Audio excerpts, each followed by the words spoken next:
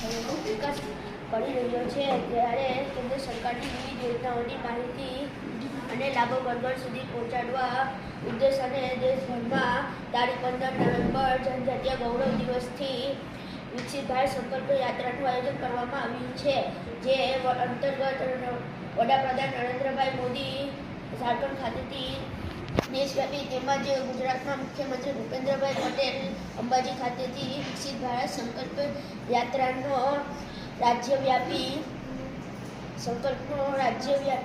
પ્રારંભ કરાવશે. યોજનાકીય માહિતી અને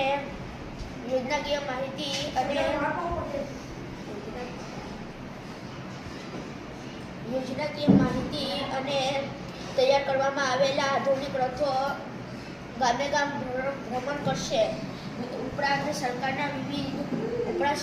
વિવિધ યોજનાઓની માહિતી